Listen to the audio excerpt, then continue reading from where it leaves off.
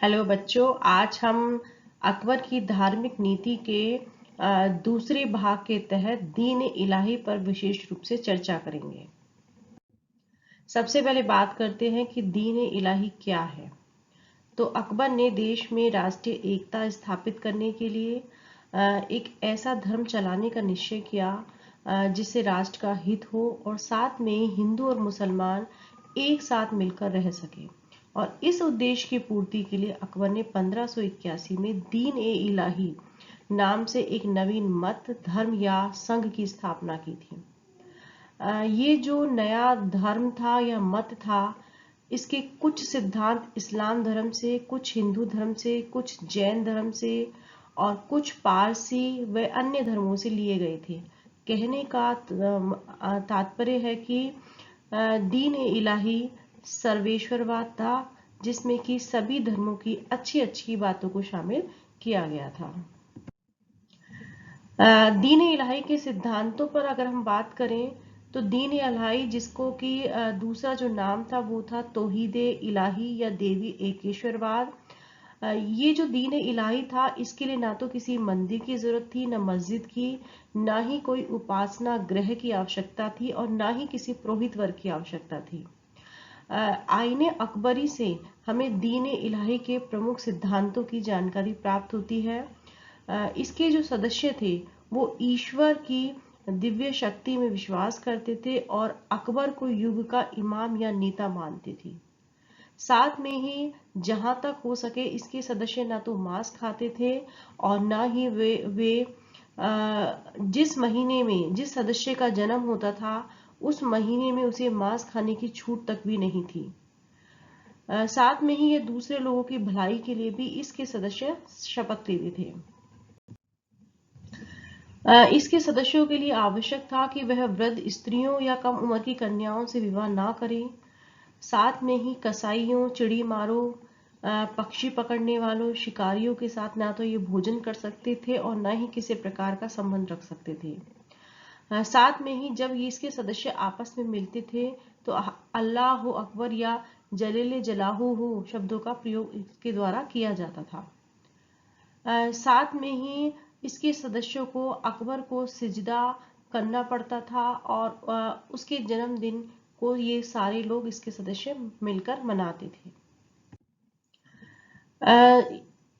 अन्य धर्मों के अनुयायियों से सहनशीलता पूर्ण व्यवहार करने की शिक्षा इस धर्म के द्वारा दी जाती थी। साथ में ही इसके सदस्य अग्नि को पवित्र मानते थे और सूर्य की पूजा किया करते थे। साथ में ही इसके सदस्यों को अपने जीवन काल में ही अपना मृत्यु भोज देना पड़ता था और उन्हें अपना जन्मदिन भी मनाना पड़ता था। अब बात करते हैं कि दीन इलाही, अगर कोई व्यक्ति दीन इलाही का सदस्य बनना होता था तो उसको क्या करना होता था। तो इसके लिए रविवार के दिन सम्राट अकबर के दरबार में जाकर जो इस धर्म का जो मुख्य पुरोहित था अबुल फजल, उस व्यक्ति को सम्राट अकबर के पास ले जाता था, उसका परिचय कराता था और इसके बाद वह व्यक्ति अपनी पगड़ी हाथों में लेकर सम्राट के चरणों में रख देता था। बादशाह उसे उठाकर उसकी पगड़ी उसके सिर पर रख देता था और फिर वह एक शिस्त देता था जिस पर अल्लाह अकबर शब्द खुदा होता था और इसे प्राप्त करने पर वह दीन इलाही का सदस्य बन जाता था। दीन इलाही का सदस्य इसे अपनी पगड़ी के सिर पर बांधता था। तो इस तरह से एक नए धर्म में ये जो प्रक्रिया है इसके द्वारा व्यक्ति को दीक्षित किया जाता था। दीन इलाही के सदस्यों के लिए 4 पल बहुत ही महत्वपूर्ण थे और इसके सदस्यों को सम्राट की सेवा के लिए अपनी धन संपत्ति, अपनी मान मर्यादा, अपने जीवन और धर्म का बलिदान करने के लिए सदैव ही तत्पर रहना पड़ता था और अबुल फजल इस धर्म का प्रधान पुरोहित था। अब बात करते हैं कि दीन इलाही का प्रचार और प्रसार किस प्रकार से हुआ या विस्तार किस प्रकार से हुआ। तो यद्यपि अकबर के द्वारा दीन इलाही को बहुत ही उम्मीदों के द्वारा चलाया गया था, लेकिन यह धर्म ज़्यादा इसका विस्तार नहीं हो सका क्योंकि हिंदुओं ने इसे इस्लाम का ही नया रूप मानकर स्वीकार नहीं किया इस धर्म के जो कई सिद्धांत थे वो इस्लाम के भी विरुद्ध थे, इसलिए मुसलमानों के द्वारा भी इसको स्वीकार नहीं किया गया। तो कहने का तात्पर्य है कि केवल कुछ हजार संख्या में ही इसके अनुयायी बन पाए। और आईने अकबरी से हमें उल्लेख मिलता है कि उच्च वर्ग के व्यक्तियों में से केवल 18 व्यक्ति ही इसके सदस्य बने, जिनमें अबुल फजल, फैजी और शेख मुबारक मुख्य थे। अगर हिंदू राजाओं की बात की जाए तो हिंदू राजाओं में केवल बीरबल ने इस धर्म को स्वीकार किया था। जो हिंदू राजा थे भगवान दास और मानसिंह, उसके द्वारा भी इस धर्म को स्वीकार नहीं किया गया। लेकिन अकबर के द्वारा इन पर इस धर्म को स्वीकार करने के लिए ना किसी भी प्रकार का दबाव भी नहीं डाला गया था। दीन इलाही की अलग अलग इतिहासकारों के द्वारा भिन्न भिन्न प्रकार के आरोप लगाकर आलोचना की जाती है।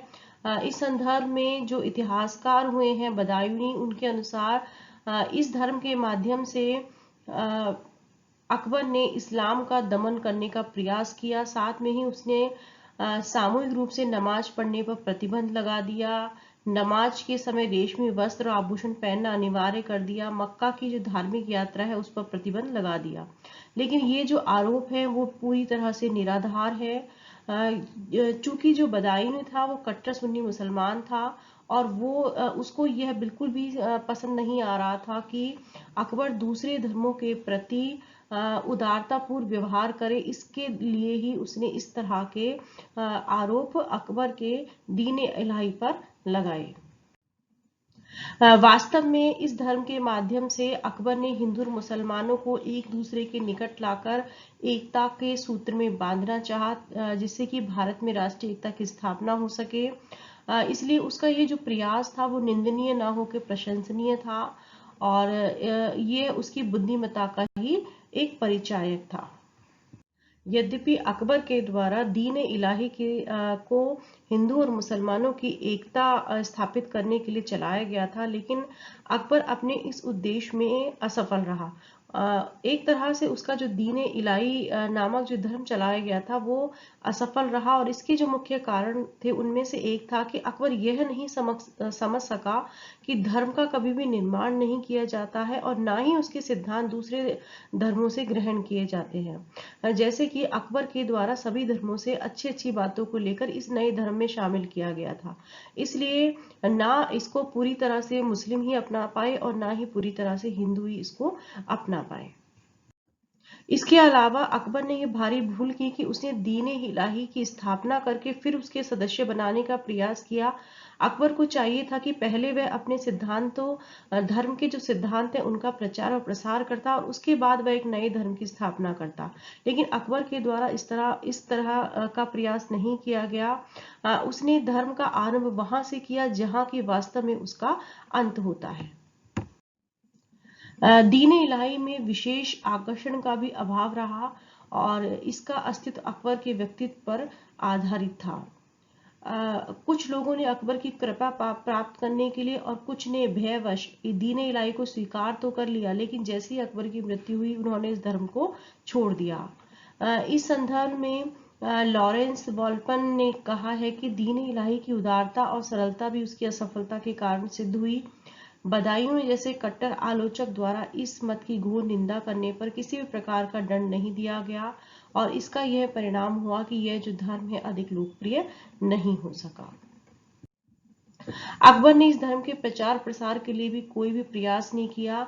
यदि वो भी अशोक की भांति धर्म के प्रचार प्रसार के लिए अधिकारी नियुक्त करता और जनसाधारण में अपने धर्म का प्रचार प्रसार करता तो हो सकता है कि उसका ये जो धर्म है वो जन सामान्य में लोकप्रिय हो जाता, लेकिन ऐसा नहीं हो सका और दुर्भाग्यवश जब इसके बहुत से सदस्य उसके जीवन काल में ही परलोक सिधार गए थे और शेष ने जब उसकी मृत्यु हुई तो इस धर्म को छोड़ दिया। तो ये मुख्य कारण रहे जिसके कारण दीन इलाही ज्यादा सफल नहीं हो सका।